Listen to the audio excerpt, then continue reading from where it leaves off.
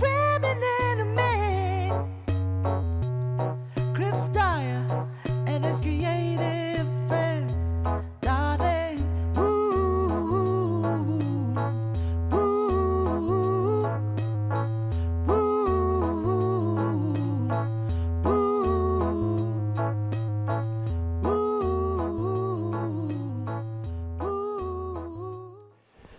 Hi, welcome back to Chris Dyer's Creative Friends. It's super awesome podcast, YouTube super duper show where me, your artist friend Chris Dyer, talks to all his super awesome, interesting, creative friends. Today, I have my friend joining me here in Denver that some people know as Illuminati Congo. He's a musician and general mystic man with many interesting points of views about several things. It's going to be a really great conversation. How you doing, John? I'm pretty chill, brother. How you? I'm doing amazing. Thank you so much for flying all the way here to be part of my NFT launch party tomorrow night. Yeah, thank you for having me and making sure dope cultural events like this happen. Yeah, thanks. No doubt. How was your flight here? It was cool. It was cool.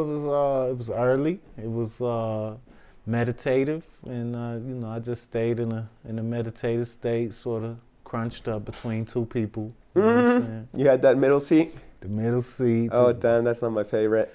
No, but I don't think anybody loves it. I've never seen no one say, "Man, give me that middle seat." Because you don't get the window and you don't get that aisle. Right. You were telling me that you got your tactics for spiritual protection in an airport. Yeah.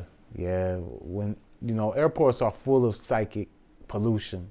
It's one of the things that is most responsible for people's sickness is psychic pollution, and airports are full of them, and airplanes. And so I do a lot of things. One, I use like tensor rings and a lot of minerals when I'm going through those machines. Shungite and things of that sort. I just keep it on me like this. I'll just put this big copper right on my head and go through the machine like this, Even though you're not supposed to have metal through that machine, eh? Yeah, they be saying that, but I just be, it's religious item. You tell them, you let them know, religious freedom is one of your main ways that you can secure your freedoms. And if you just stand on that, you're gonna be good. Because nobody wants that religious lawsuit, that religious freedom lawsuit coming on them. Beautiful. Well, happy you're here, that you grounded with some herb. Yeah. We went out for delicious breakfast. Some ital is vital. Yeah. I really like how we met back in 2016. Do you remember? Oh, yeah. Yeah. It was you were painting a mural on Chicago Avenue in Chicago. And under a bridge. Yeah. I remember you was gonna be in town, and I was like, man, let me see if he's over there painting, if he's really over here. And then you was there, so I brought a little vinyls, some music for you, and just kicked it and watched the creation for a minute. Yeah, that was awesome. Like, I was like, oh, so cool. Somebody's showing up to say what up, and they're bringing me vinyl, which I love. And ever since I've been, tapped into your music and become your fan, and always interested in the way you express yourself and the way you see the world. So for this offering, for this NFT that I'm launching, the Galactic Gang, we're having this launch party, and I thought, like, hey, he's the perfect brother to like be the headliner and share his spiritual magic with this community that's looking for more of that vibration. So thank you once again. It means a lot to me, because I esteem the NFT space as having a lot of potential to prosper artists and their communities, and for the potentials are almost infinite when it comes to the space. It's as creative as you can get. And to see, I've been scooping NFTs, different projects, some of them that aren't that great art, it's just okay art. So when I saw yours coming out, I definitely was like, yo, I had to scoop, because I missed that last one. The Shiva one, probably. Yeah. Well, thank you for the support, man. Yeah, for sure. Let's start with a question that some people might have is always perhaps about your name. The word Illuminati has negative connotations as this system that perhaps is behind the shadows trying to control planet Earth right now. And you've chosen to have it in the name that you present yourself as a musician. Tell us about it. Well, the fear is one of the worst things that people could feed, chronically. And the idea of Illuminati or some other powers that are in control causes a lot of people fear. It causes them to feel lethargic, apathetic, like they already are defeated. There's nothing they could do about anything. And I don't really subscribe to that. I subscribe to the fact that we are the powers that be, the same creative power that anyone had to create whatever reality that you are participating in. You have that same creative ability. That means you, me, everyone, I and I, we all illuminators.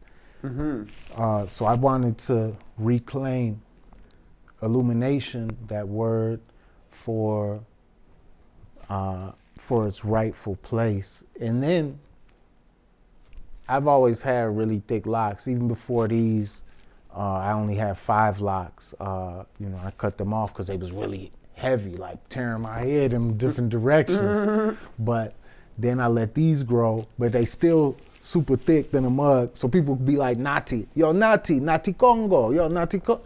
So in Rasta, Nati Congo is just another way to say a Rasta man. Especially a Rasta with, bigger Congo or Bongo locks. So people would call me that. Congo dread or Congo. So when I seen Nati Congo, Nati Congo, Nati Congo, it just went together. And what would be better than a Rasta world order, you know what I'm saying? Than a natural Ita Livity world order. We ain't talking about a doctrine. We talking about Rastafari, the actual one heart, one love, That world order, that's what we're actually moving to. So that's sort of where it comes from. And then I deal with etymology. So Illuminatis in the yogic tradition, they say we have nadis. They say chakras too. Well, attached to the chakras are the nervous system called nadis. They're the subtle nervous system. The chakras are the subtle endocrine system. So the nadis are, in yoga, you illuminate them in order to become light body, rainbow body. Ability to walk through walls, disappear and phase in and out of the scene spectrum, and through illuminating the 72,000 nadis, or other traditions say there's 144,000, 72,000 on this side, 72,000 on that side. But really, there's only 3 main that you need to focus on, and that's left nadi, right nadi, and the middle pillar, nadi. And you illuminate those, and then all the other ones get the benefit. Nice, that's awesome. I like how you took something that was positive, that got appropriated and turned negative, and you're taking it back to heal it again. Like, there's many symbols like that. Say yesterday, somebody on Insta was hitting me up being like, yo, why you put that swastika on that Ganesha painting? And I'm like, well, that started as a positive thing, and it's still a positive spiritual good luck symbol for millions of people around the world. And yes, half a century ago or whatever, it got corrupted and turned into a negative connotation, but we can take it back and still use it for its original purpose. Definitely. In all symbols, they really, the thing that gives them their meaning is us. A symbol without a mind to interpret it will have no meaning.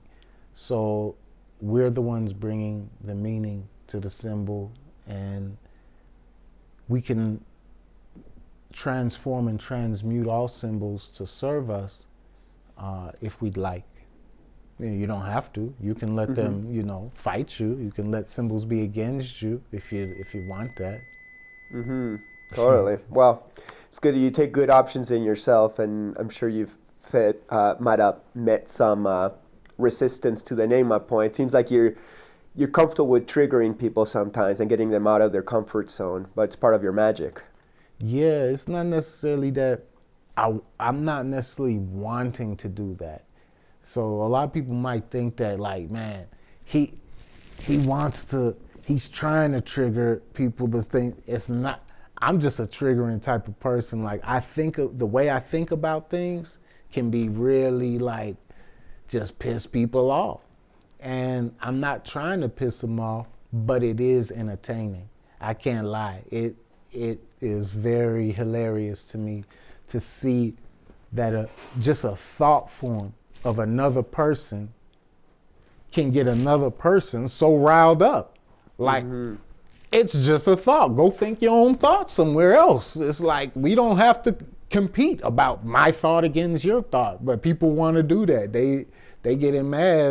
It's like, yo, thoughts ain't that serious, yo. That's why I love the trickster archetype of all these indigenous cultures like Legba, Loki, Krishna, Shiva, because they teach me about the trickster nature of the mind. I really believe that's what the whole thing was about.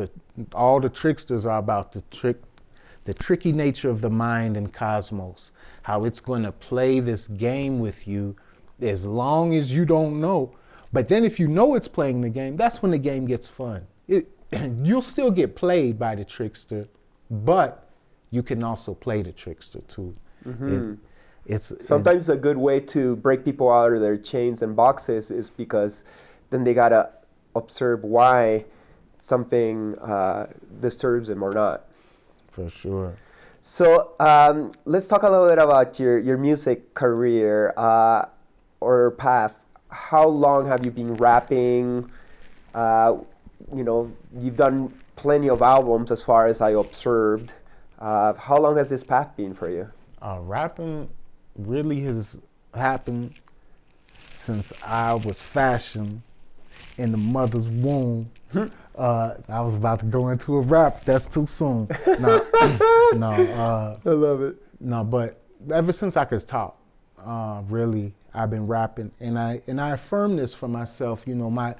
My newest shorty, he's level 4 right now, but when he was 2, he was putting rhyming words together into forms of songs, and for the longest, that's what I would always tell people. But then I started to, am I just making up this story? I started wondering, am I just making, or was I doing this? Because I do remember. But then when I saw him, I was like, oh, okay, yeah. That he raps right now. Little dude raps right now. He been rapping. And so, but my first rap to an audience was in grammar school at a Black History Assembly concert. I wrote a rap. I had a little keyboard, and they make beats. They had a little scratch thing on it. No, it was this little, a little Casio type thing, but it had a. Sick. So I wrote a little song to that. Went to school, kicked that for the assembly. Everybody loved it, and after that, I started thinking of myself. Oh, I'm hip hop. That was like in '91. And this is in Chicago? Yeah. Right down the street from Cabrini Green. So if you was in Cabrini Green where Candyman, the movie took place, that scary movie, I went to school right down the street from there. But the funny thing is, the neighborhood that I was in was the deluxe neighborhood, and then just you cross North Avenue, and the other side it's like, oh snap, it got rough over there. But it was cool. We all got bused from all over the city into this one school, and we're able to have a very diverse experience. That was one of the. I'm not a fan of public schools at all. Like yesterday, my daughter, she's in her senior year of high school, and the school was locked down because of school. 2 guns were found on the school, and it was almost, seeming like it was about to be school shooting thing on the news.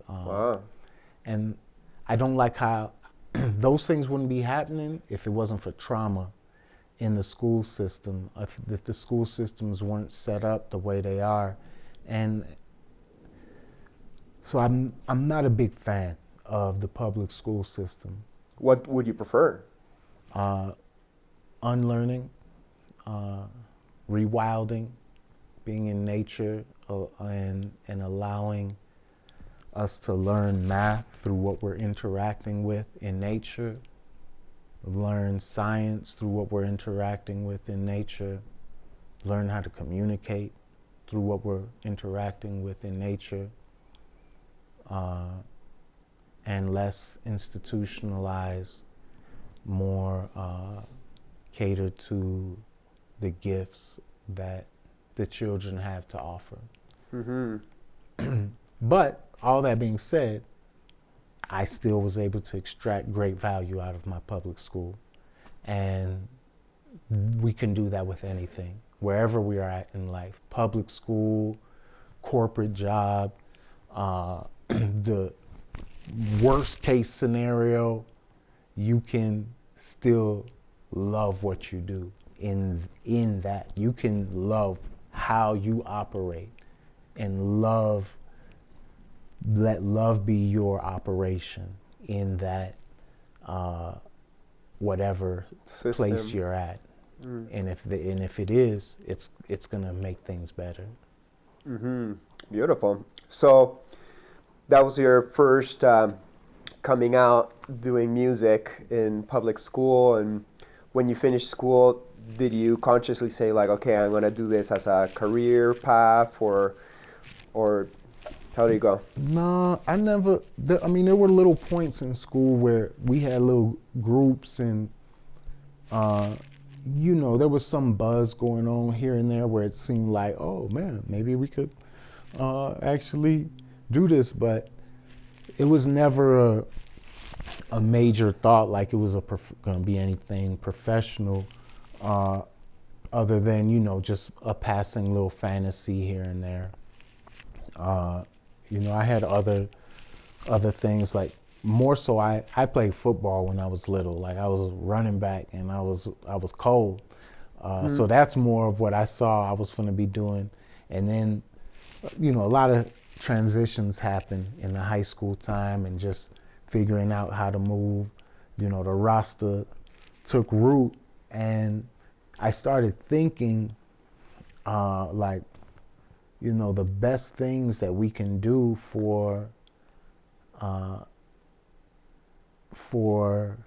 to help improve life is really to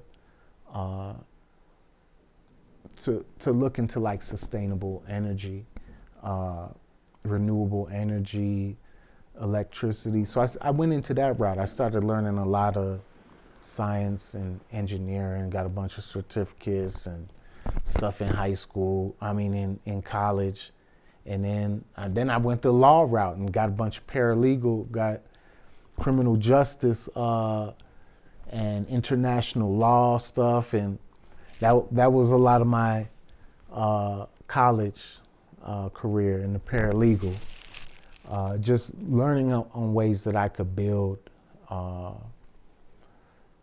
help build society, because I was inspired by Haile Selassie, just seeing what Rastafari how he was always building, the king of Ethiopia. He was just always working to build ceaselessly for the people. I was very inspired by that. So I was looking for like tangible, practical ways that I would be able to help in situations. Mm-hmm. And yeah, I ran into some resistance too in those paths. When did you move into making music as your main focus? Well, I was always doing music during those times, here and there. But what had happened, a lot of the music I recorded when I was little, I never got it. Like, it was left at people's house. They never sent it to me. And so like at least 30 songs I never received that was like, those were my songs, my babies. Mm-hmm.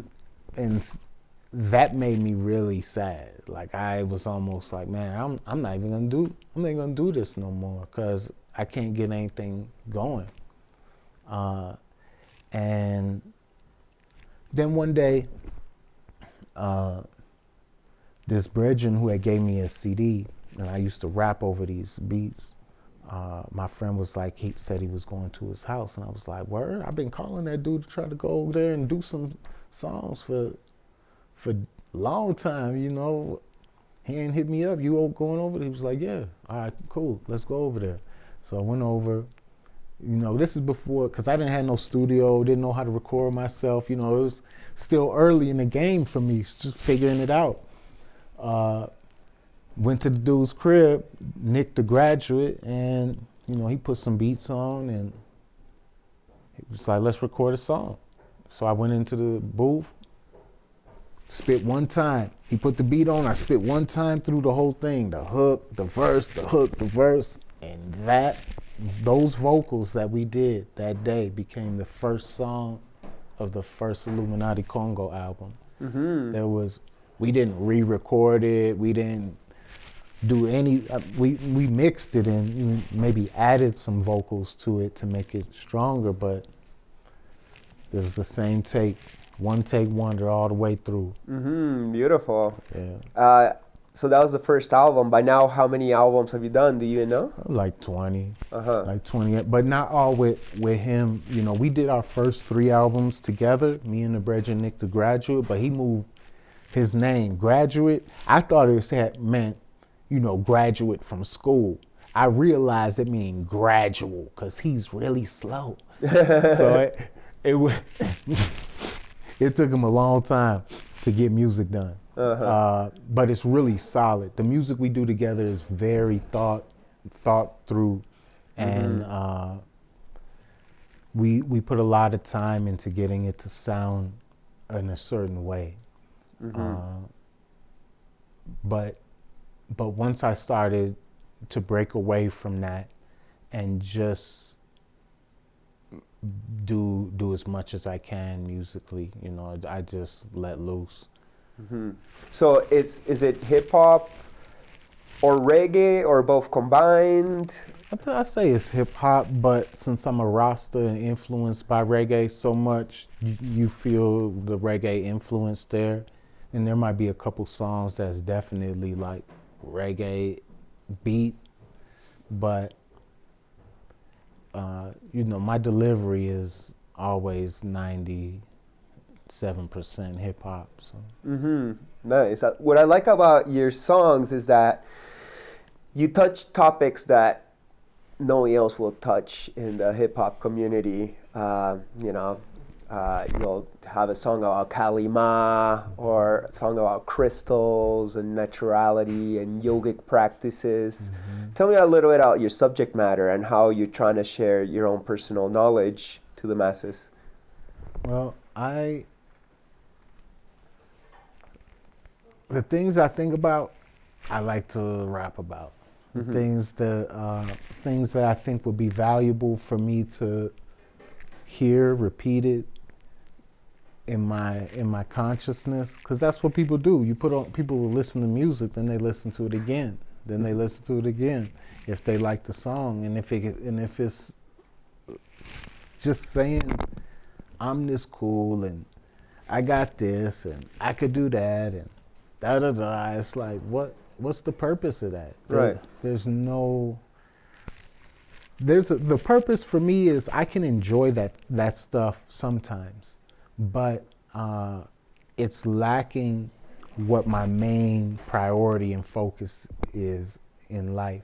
And if we can use our voice to say something, to fix our words, to paint certain pictures and ideas for people, I think we might as well paint the ideas that can help bring the most value to people. Right, because there's a lot of programming in music, and we're definitely being programmed left and right in our society, and a lot of it is very materialistic. How do you observe the current state of hip hop these days?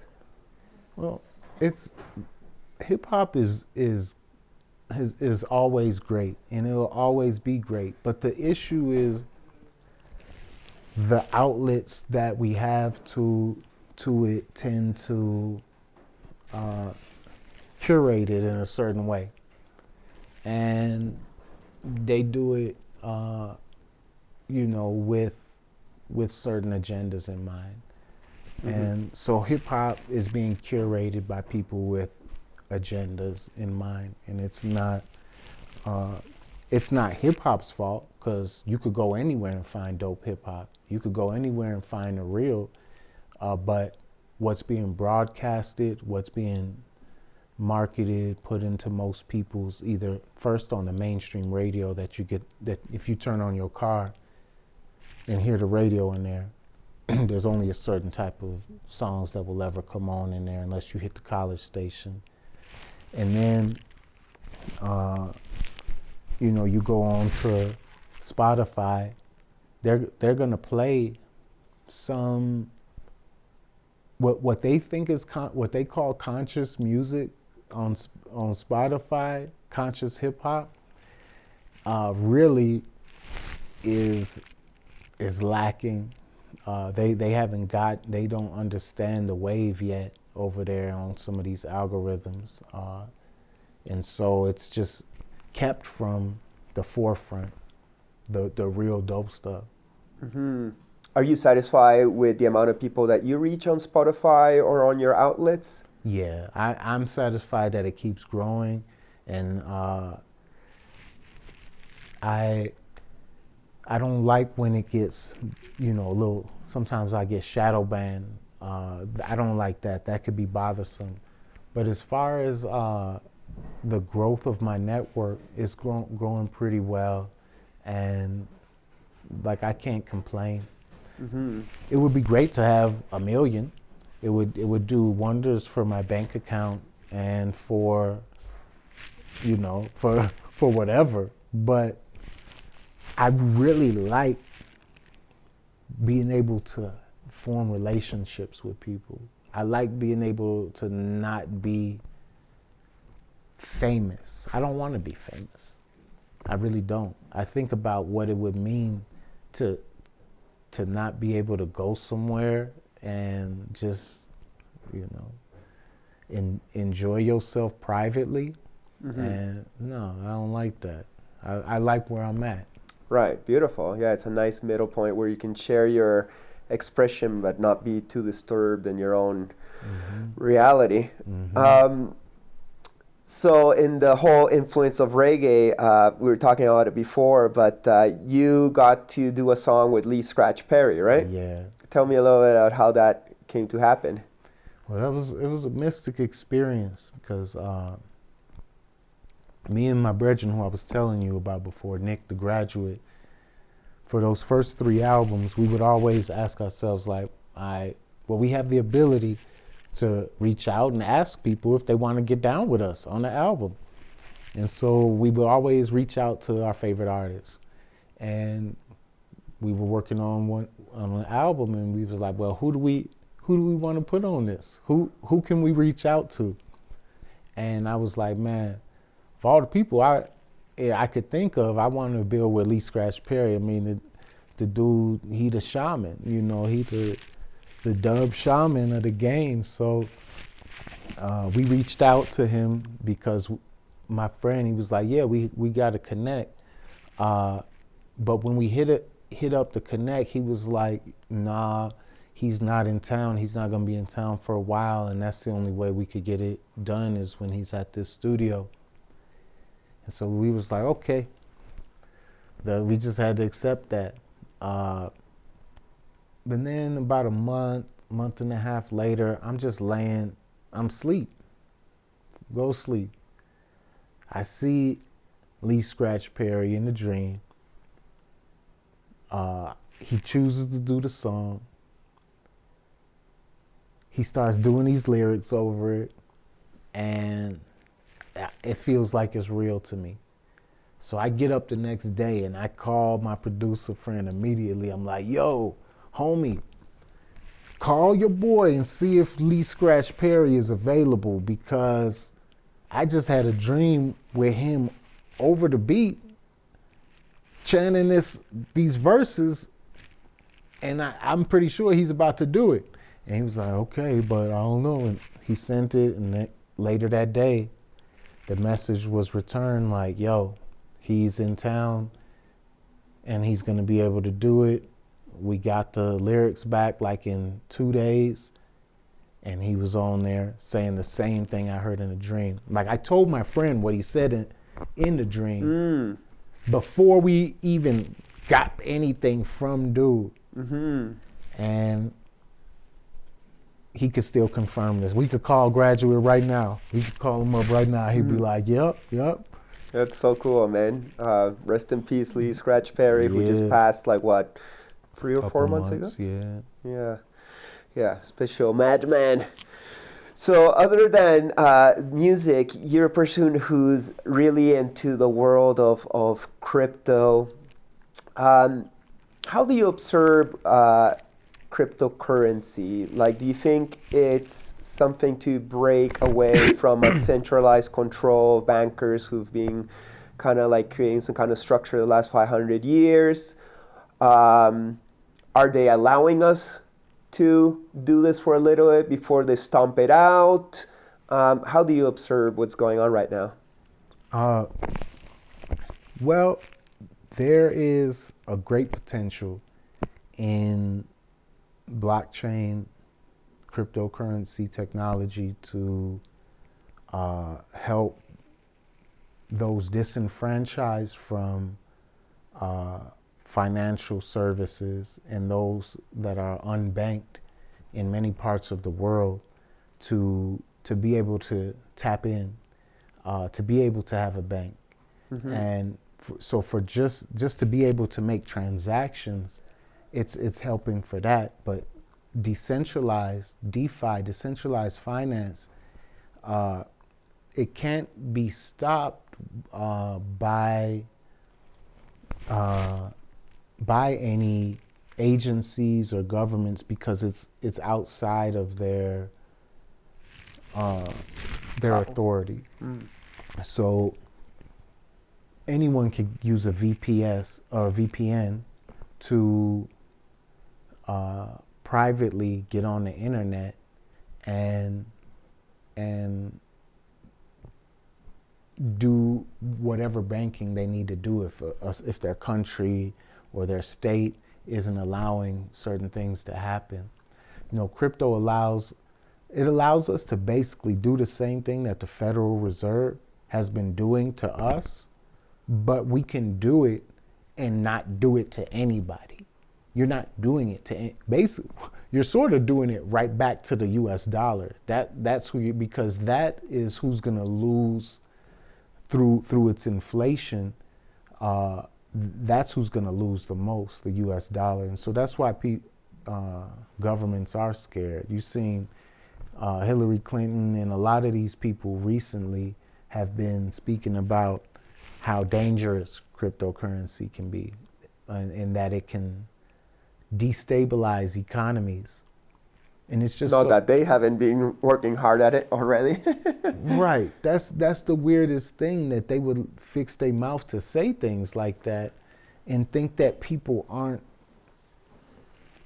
keen enough to understand that those politicians are the ones who've been effing up people's society, effing up their economies and their financial systems with their World Bank loans, and basically taking people's countries and resources from them just to print out some fake currencies.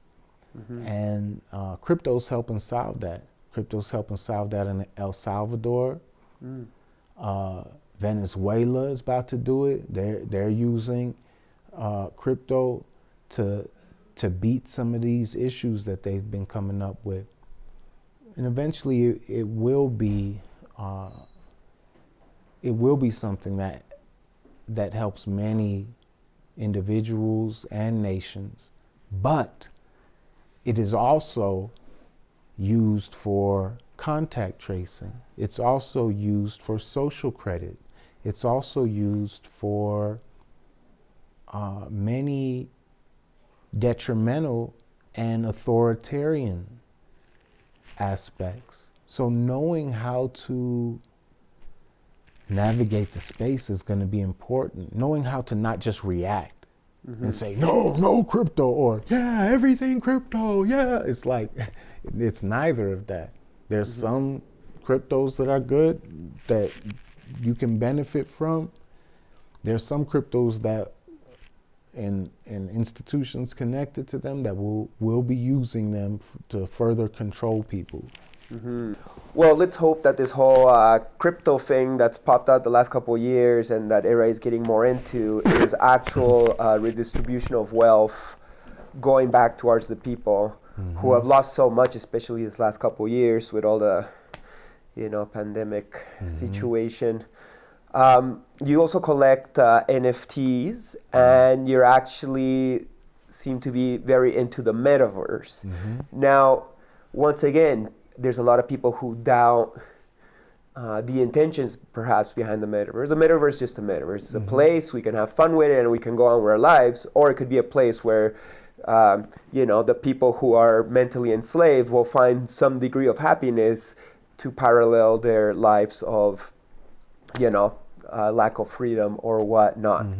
But you seem into it. Tell me what your perspective is on this. Yeah, it's more so I'm ready to transmute and alchemize whatever's happening. So a metaverse experience is happening. Well, before Facebook announced Meta, I was already playing with Sandbox, playing with Decentraland, Mana, Crypto Voxels. There's a whole bunch of other little metaverse platforms. But before any of that, on Web3 that we're talking about now, most people have played a video game. Most people have been in a video game universe, but it's just, this is how far the screen is, or the screen is over there. Like I made a post the other day and I said the reason you don't think you're in the metaverse right now is because of the distance between your phone and your face. And so that's really the only difference. So when your phone is like this, then that's when you're gonna think you're in the metaverse. But while it's like this, you don't think you're in the metaverse. It's like, come on now. We already there. We're all on the screens. Like, and anyone watching this is on a screen right now. They're in a different universe, in a different metaverse, a fake universe that's like trying to portray what's happening here to the time that they're watching it. Right. So this is a simulation. This is an artificial experience happening right now. So my goal is to, with the way I'm speaking and thinking about it, is that we can once again diffuse the fear, and anyone who has good ideas that could be helpful to bring to a metaverse, that they could bring it there. Facebook isn't the only metaverse, and it's really going to be, it seems like what they're doing is definitely an attempt to monopolize people into a certain metaverse. That isn't Web 3.0. What they're doing isn't Web 3.0. It's not decentralized finance, and that isn't the experience that I'm really telling people to immerse themselves in. But if you're already online, if you're already participating in something, you might as well bring the best awareness you can to that. Right. We can still bring medicine to any corner of reality, may it be artificial or real. Like, let's infiltrate these places and transform it into the world we want to see. So hopefully it spills out to all corners of reality. And it is mind. Everything is mind. Thoughts are things. So this here is a thing, but it came from a thought. So the underlying thing of this is a thought. The underlying essence of all things are thoughts. In the metaverse, whatever, it's thought, it's mind. So that's the one substance that everything is made out of, mind. Just an infinite imagination. And you have different thinkers who are thinking different things and bringing things into fruition. And so if you have a bunch of fearful thinkers in the metaverse, that's what you're going to get. A bunch of fear stuff coming back. We create what we put focus on. Well, let's keep on bringing beautiful things into this new metaverse. And NFTs is what would fit in that metaverse. Things for people to put on their virtual walls. And you collect some NFTs, you've made some NFTs, you got a coin. We're about to launch an NFT. Hopefully by the time this video comes out in a few months, we'll have our own vinyl offering for that. Why do you like NFTs? NFTs are dope because artists can, they don't need an appraiser. They don't need no central body to tell them what their art is worth. They don't even need a physical piece of real estate to display their art. You could just display it anywhere online.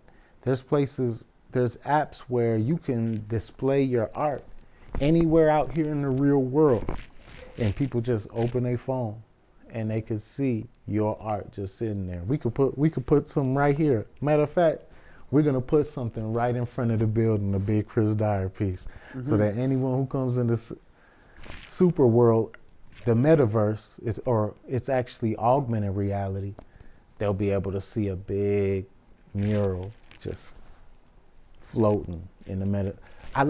I think it's cool that we're gonna be able to use our art in different ways, that we'll be able to, and NFTs isn't just art. NFT is your own avatar that goes into the metaverse. You know, you want that to secure your rights to something. You bought a horse, right? Yeah, I have a horse. But so what do you do with this crypto horse? It races other horses. Okay. And so there's games inside and it can breed, and it can breed with other horses to make other horses that might have the combination of traits. Wow, that's so interesting. Now this is a little bit of a more difficult question, but it's something that, as somebody who's releasing a bunch of NFTs, it's something that, you know, I need to observe more. What do you think are the environmental ramifications of crypto and NFTs? Some people say that it uses a lot of energy and that it's bad for gas consumptions. Or people say that no, that's just a theory, and that the Babylon system is putting focus on that to make us feel guilty from empowering ourselves. Yeah. NFTs, some use hardly anything. Like Phantasma, Soul Blockchain, Tezos, HBAR, Solana, Matic, Polygon, Avalanche, all these blockchains, it's hardly any energy to make an NFT on on most blockchains. But then on Ethereum, it costs Ethereum gas prices, Ethereum mining. It's the mining and the gas prices that people are saying is the energy. And this energy is about the size of a small country for the whole Ethereum network. Mm-hmm. But the amount of people being empowered by that is more than a whole country. Mm-hmm. So it's like, it's irrelevant. It's more than a whole country. Okay. So you're going to tell us we can't use energy to empower a global network that can support artists, that could support a new financial system that allows the unbanked to be banked? Right. I guess the question is, what are we doing with this money that we're making? Are we use it for more materialistic, superficial things that are not good for the planet, or are we buying land and creating community to help us make a better world? Well, that is the determination of each artist, and I trust people and artists enough that their creativity is going to lead them, guide them to utilize their resources in the best way. Because for some people it may just be they need to feed their family. For some people it may be they need to buy a home for their mom. For some people it may be they just want a Rolex. Who am I to say that they don't need that Rolex for their greater evolution? You know, who that might help them somehow. I don't know. So my goal, is earthships, sustainable villages, being able to share these community works with those who aren't exposed to such types of things that much for free. You know, that's what I want to do with some of the resources. But all of these are lofty goals, and they take time and they take will. So if people don't have the will to do that, you got to let them follow whatever will they have until they have the will that's part of that building heaven on earth plan.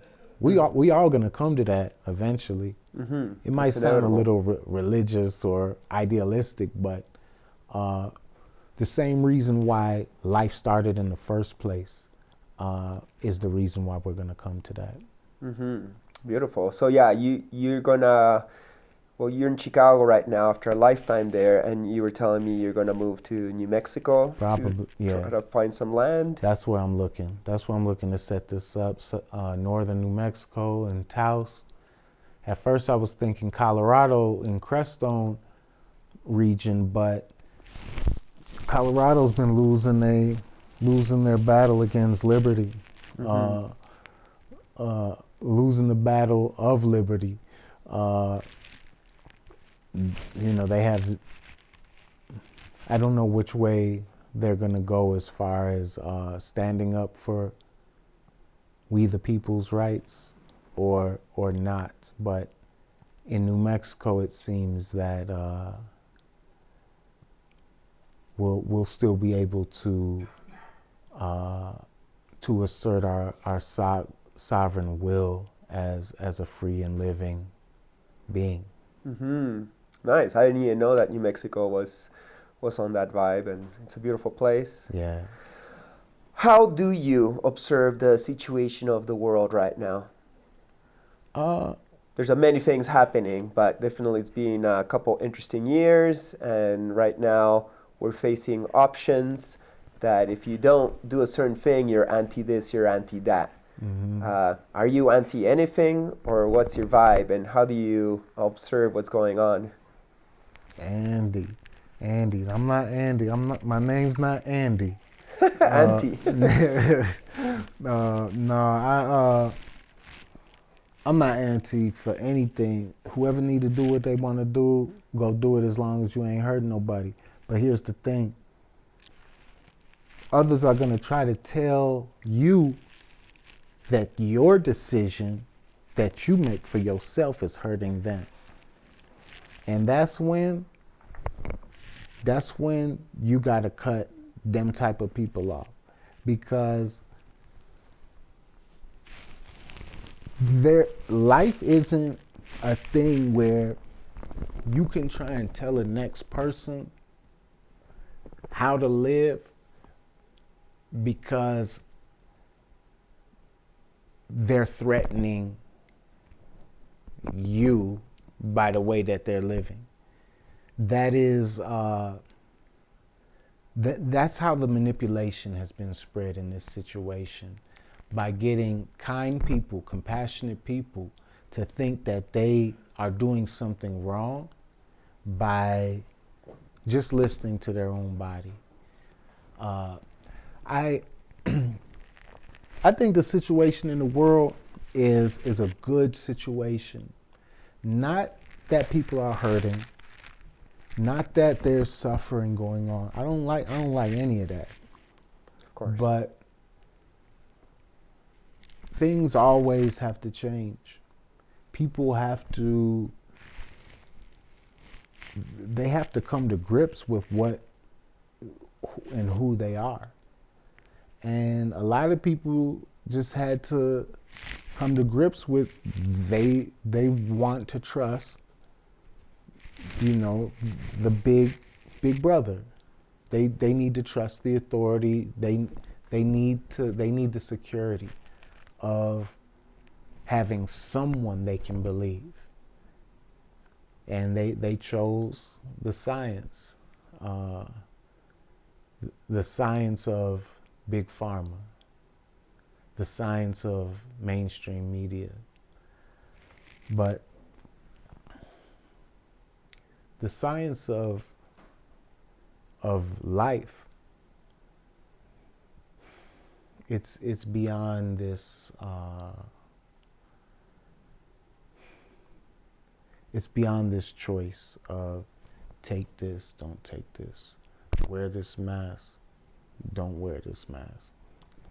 Those things have nothing to do with health. Health comes from the heart. Health comes from our habits. Health comes from our thoughts.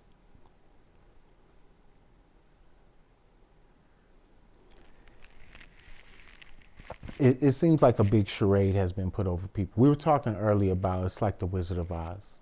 Mm-hmm. It's almost like the Wizard of Oz has gotten everyone to believe in its power, in the power of its big pharma, in the power of its science to tell people what's happening. But how many inconsistencies and back and forth we heard this whole time? There's like red flags all over the place. I think we got the right to step back and observe a little bit and simply do nothing and protect your vibration the way that you prefer, especially if you're of a specific spiritual path like yourself or I. I work constantly on my immune system through purges that are not fun at all, but that's what makes my body vibrate health. And that's my way. And I wish it was more respected and didn't have to lose all my rights. I don't like this control over myself. But there, people will make you out to seem like you lack compassion, that you lack care for others because you won't just take a shot. But then they'll come out and say that the shot was found to not be effective. They've said that people who didn't get the shot have more immunity, have stronger natural immunity than those who have. There's so many different reports out. The reason a lot of what I'm saying right here is like, it's sort of scattered because the whole situation is very scattered. You can't say anything about the situation without a link being put under your post by some other institution connected to this institution. So you know they in cahoots. Mm-hmm. So we're all getting the mainstream download. Everyone gets it. You get it from billboards, you get it from the TV, you get it from your friends and the neighbors. Even just the biggest advertisement is seeing the masks on everywhere. That's the biggest advertisement. They've turned every single person who walks around into a walking billboard for stay safe, listen to Big Pharma, listen to the media, follow. Like everyone is that type of advertisement now. And you can't check for independent media. I don't even want to have conversations about this with people because they haven't done any research outside of CNN, CBS, medical journals that are funded by Big Pharma. That's where all their research they won't step outside of that. So how could we have a conversation? All it's going to be is me sounding like blah, blah, blah, blah. No, I don't want a shot. Blah, blah, blah, blah. I don't like needles. Blah. That's all it's going to sound like to them. Right. Because they're not going to do research. But also people being conditioned that if you do choose to go to the other side, automatically you're some kind of right-wing, Trump-supporting nut. It's like they've already thrown labels at us now. You're anti-this, anti-that. And it just closes off people's openness to just hear a different side of the equation and have a two-sided conversation. Mm-hmm. And there's been no real debates. You've never seen on TV, not on Fox, not on ABC, not on any of them. You're not finna see the scientists who are not for it having a real debate with the scientists who are for it. They won't put that on TV for you. No, that's almost criminal that we can't have that conversation and see it from different points of views. So science isn't science no more, it's scientism. And that's why I don't, like, yeah, we started talking about it, but the thing is, it don't matter because whoever is watching this, if they did independent research, they know that we have our reasons to not F with the Big Pharma agenda. But if they haven't done any independent research, well, they'll just be confused. And it's just going to be more rambling. So it's like, I've gotten to a point where I don't even like talking about it to nobody because if you know, you know. And if you don't, you don't. But you don't feel like a little bit of a want or responsibility to try to wake up the people a little bit from a direction that's not only the medical stuff trying to be put inside us, but the whole system of control around it. For me, that's the worst part. I do. The passports and limitations to our freedoms. Yeah, it's different on different days. Some days I'm just like, I gotta say, because it's like I'll see something that's the most foolish statement or just a couple of instances that spark me to, I just have to say something. But usually I'm doing my best to stay away from it now because everybody got their shots already. That everyone who wanted to get them, they got them. Yeah. Y'all good now. Right. So just carry on. Right. Carry on. Let us carry on. But that's the thing. Cats don't want you to carry on. Yeah. Yeah, it's interesting. And then there's the censorship, when you do want to share the other side of the point of view of how we observe the situation, then you get shadow banned. Mm-hmm. And then the medicine that us as artists want to share to our communities can't reach the people anymore. And if we lose this ability to uplift them in any way we can, that's the biggest disservice I can do to anybody. So it's a tricky situation for me, at least. It is. That's why I'm shadow banned now on Instagram, and I didn't even say nothing for months. So to me, it's they're gonna play the game with.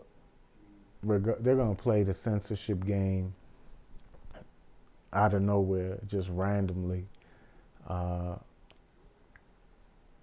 We just have to do our best to find as many avenues to serve the medicine as we can. Cause Instagram, Facebook, they falling apart really. They're compromised. Mm-hmm. So it seems like, in this current stage we're at, December 2021, it's all about the boosters. And I think it's almost like a good thing because a lot of people are being like, what? Third shot, fourth shot? Is this a Netflix subscription? People are starting to question it more and be like, okay, well, if it didn't work, why are we still doing this? And why are we like pushing this other, minority down? Maybe it's a good thing that they're being so forceful about all this stuff because people are just almost like forced to wake up. Are you optimistic that we can get out of this Wizard of Oz mirage? Yeah. I mean, falsehood can only last for so long. It's not forever. Truth is forever. So the people who are manipulating, they only do that out of fear. And fear isn't a foundation. The people who are being manipulated, they're only being manipulated because they're in fear, and that's not a foundation. And anything that's not a foundation, it can't stand. So, yeah, it's gonna fall. It's gonna fall apart. The issue is it's just gonna be a lot of people with compromised cellular structures. I was having a spiritual conversation at a ceremony last week, and when he was in ceremony, he was able to see things from a higher perspective from the people in power who are kind of like, puppet mastering this whole situation, which seems to be a way to bring down the populations of the earth that got out of control. So in a way, you could even observe it that these people behind the curtains are doing out of some kind of like good intention to make sure that planet Earth doesn't get crashed because we just went nuts in our amount of people and the amount of resources we're using. And everything has good and bad. There's no like one person or group of people that's all bad and one that's all good. So there must be good in them too.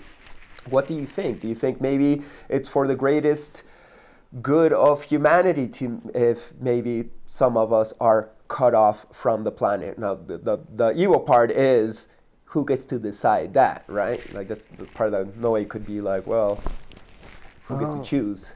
No, I don't think I don't even think it's overpopulated. I just think it's mismanaged, and the people who want to, people who want to do that, they ought to be the first ones to take themselves out. Anyone who thinks it's overpopulated, just, either cut off your own genitals or kill yourself.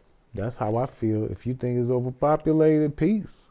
You know what I'm saying? You could be. Don't have kids. You be the one to leave. Right. You don't volunteer anyone else. Right. Volunteer yourself. That's Right. Well, thanks for that point of view. I agree with it, but I'm trying to observe the equation from every single angle and try to see the goodness behind it. Well, I know people are, the decisions that people are coming up with they're coming up with them based on they think they're the best decisions. They think they're making up ideas that can help.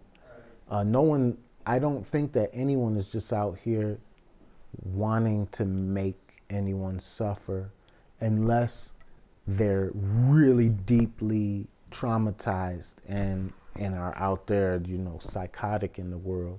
And there could be some psychotic leaders, or maybe there's a group of people who have a psychotic theme to their to what they have going on. But for the most part, I think, people think they making good decisions. Politicians and philanthropists and all these people, they think they smart,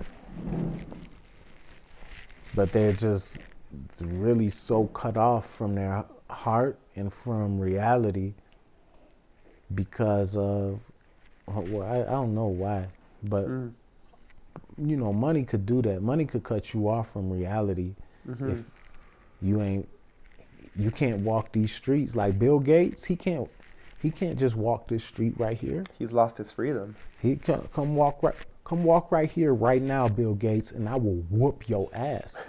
Like, he cannot walk. That's what I'm saying. Like, people throw a pie at this. He can't do that. Totally. When we met in 2016, you gave me a book that you wrote about a Hindu branch that was about the death and celebration. I don't know if negativity, but of darkness. What's that called? The Aghori? Urban Aghori, or the book is Urban Aghori, and the group is Aghori. Yeah. Tell me a little bit of that expression of spirituality. Well, which would be the expression of spirituality that would whoop probably Bill Gates' ass if he showed up. Yeah. Well, Bill Gates, I mean, he be on some Bill shit. But I feel bad for him. You know, he's the poster boy that we can identify, but truly the true evil is probably behind him, and Yeah. I'm gonna leave him out of it. But yeah, Aghori is no fear. Aghora means no fear.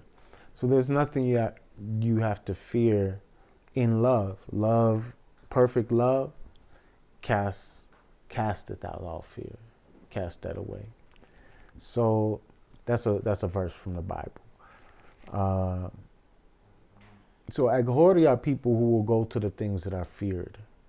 They'll go to things that are feared the most, and then they'll do rituals. So like a dead body. Drink blood out of a skull, something like that, right? Well, yeah, if you see a dead body floating in the river Ganges, they will pull it out, set it down, cook the body, eat it. Wow. Sit on it for 12 days, meditate, and sit on it? Yeah, sit on the body and do their yoga on the dead body for 12 days. Isn't that dangerous? Like all the, decomposing. It's dangerous if the mind is in a place where it thinks it's dangerous.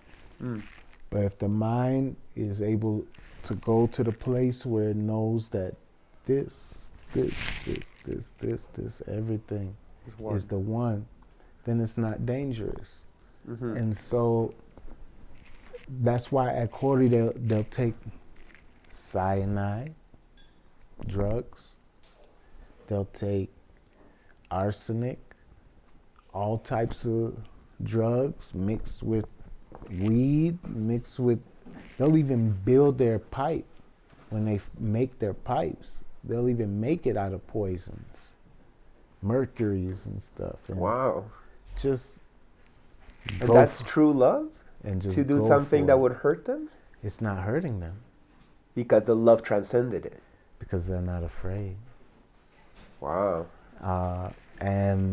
But some get hurt. Some get hurt because they were afraid. So in Urban Aghori, here we have a bunch of garbage in the world. In the cities. We got the chemtrails. We got the 5G. We got all of the... We got the mutant variant of the injections hopping out of people, hopping around. You know what I'm saying? Like biotechnology. Here's something that's important. So say, say a piece of information, DNA, RNA information, which people call virus, floats through the atmosphere and passes through my eye, or my nose, or my mouth, and then goes into my body. Two parts of my immune system get that. The adaptive immune system and the innate immune system. The adaptive is the one that anything that comes through it is going to adapt and create a little something, energy with the body so that it understands it. It's going to give it its own signature so that the body can understand it. The innate one is inside deeper, and if you inject something into a person, it bypasses the adaptive, that part of you that responds, and just goes straight up in. And when you do that, and then you be out in the world, but you only got your innate system, the immune boosted through the shot, then any other thing that is floating out in the environment, come through your eye, your nose, your skin, your breath, it could cause an issue again because your adaptive immune system didn't get it. And that's what's out here happening with a lot of people, is that their adaptive immune system doesn't get hardly anything because they're always killing everything or sterilizing it all out, and they've prevented themselves from being able to their immune system to respond naturally to what's happening. They only have half of their immune system working. But when that happens, the little chemicals that are inside the people that they got shot up with, they bounce around, and it could come to a body like mine. You know what I'm saying? Now, this is a lab-made chemical at this point. If the thing in Wuhan, the thing they said in Wuhan, we don't know. Maybe it was lab-made. Where it started, we don't know. But once it was put in a vial and then shot into somebody's body, we know it's man-made then. We know that this is coming straight out of laboratory, that this isn't something just in the natural environment. So we're having these synthetic mixed with the Wuhan shit popping all around. Now, when it comes to someone who hasn't been vaccinated, they can take it in, and their body will process the information of these toxins and then begin to produce medicine in your own body to get it out. It'll produce it in the urine, it'll produce it in your phlegm, in your tears, and there's ways to use your urine successfully to purge. But that's one thing that I'm noticing, is that there's a synthetic version of the virus popping around now, which is the mutant version from what's been injected in people. And it's a few of them, because remember, people got injected with 4 different types of things, and then those people stuff mingles with each other's, and then the AstraZeneca mingles with the Moderna is mingling with the Pfizer with the J&J, and then the Russia, we don't even know what the Russia one is mingling over. Like, them things is all mingling. And something new is coming out? There's new stuff coming up, And they blame us on us who didn't do anything. right. But your body is the best protector of any of them because it has all the information of all of them. Mm-hmm. So I guess being exposed to my ex-wife, for example, she doesn't even want to like get close to people who being injected because she gets affected. Like she'll get kind of sick when somebody's freshly injected, and she doesn't want to deal with that. And you know, I'm one love with everybody, so I hug everybody, and I don't care. But maybe some of that gets into me. But you're telling me that's actually good because it's more gently teaching my body how to assimilate it and make the most out of it on a different surface. We're not gonna be able to get away from it. There's no getting away from it now. There's no way. Our body needs to process the information, but as long as your adaptive part of your immune system gets it as well, and it's not just forced past that into your bloodstream, then you're good. Well, I hope that the systems that be can learn to respect us who want to stay pure, you know, and not treat us as criminals. I don't think that's correct. Are you optimistic about the future of humanity despite the hurdles we got in front of us right now? Oh yeah. Oh yeah. I think everyone came to this earth. Like there's a whole bunch of people here right now. How many? 8 billion? I think we're getting to 8 billion, yeah. And so I think all of the people who ever been on earth, all of the souls who ever been on earth in the past have all returned for now, for this time. It's like the season finale of humanity.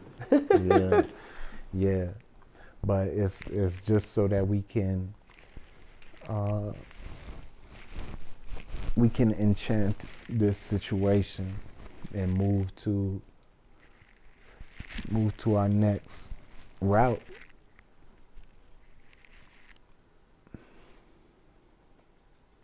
I had to say, I'm optimistic because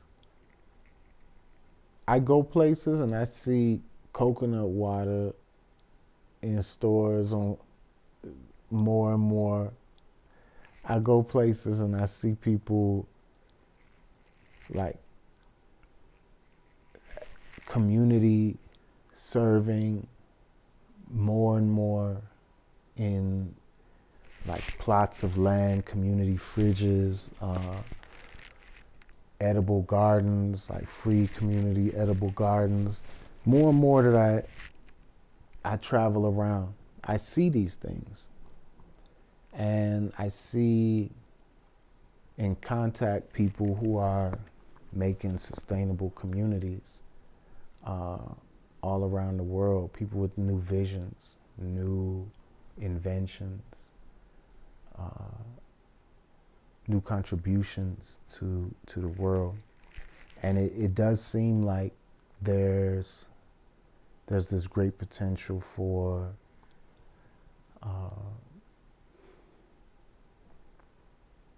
building a heaven on earth type of thing. Like I've been speaking with you about this. Sometimes the ideal, I don't want to sound so idealistic that it could just all be peace on earth forever. Like that's not necessarily what I'm speaking about. It's more so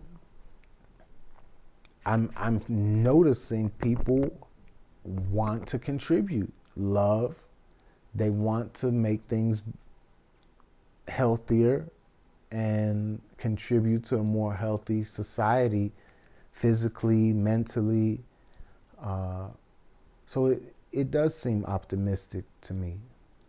I could focus on things that would make it not seem optimistic to me, but love always goes so much further than anything resisting that. Well, I really like all these points of views that you have, and that's why I also like really enjoy your Instagram, and I hope your message keeps on reaching the people one way or another. Would you have some like final words for our listeners today? Final words. Just the final words is that none of the words that I ever say do I consider as truth. I don't consider the words that I say as like really knowing. They're more so just attempts to communicate,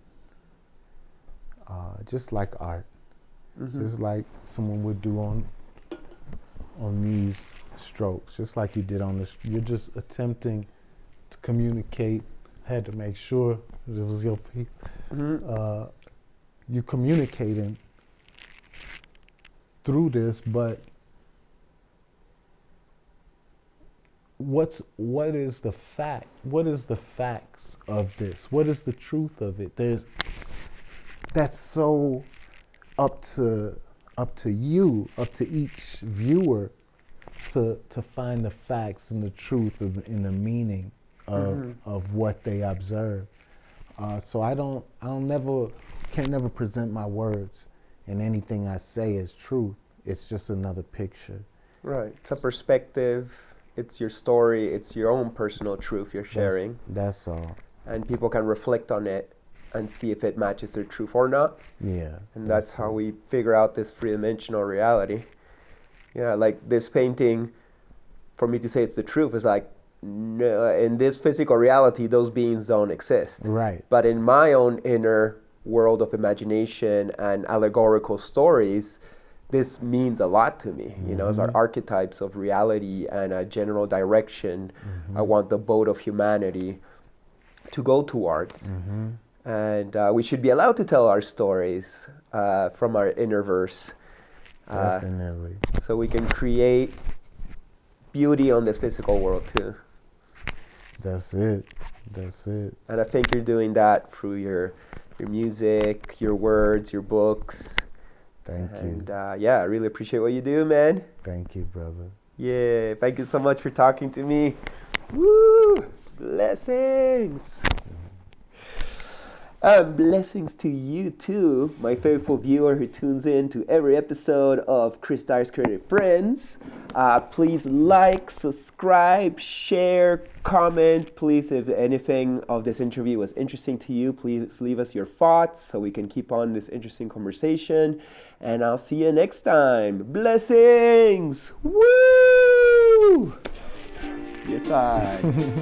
Next episode, my guest will be Isabel Mariposa Galactica. I don't really think too far into the future. I just focus on the moment, and I think if we live in the moment and we live with love in each moment and we try to like just be mindful in each moment, I think that we can be joyful. There's so much craziness, but that's why it's like not to spiritually bypass it all, because, you know, do our part in what we can, but not be in a state of anxiety and fear. I think that just being in the love and just living each moment, really. So please make sure to subscribe, like, comment, and share. Big thanks, and see you next episode.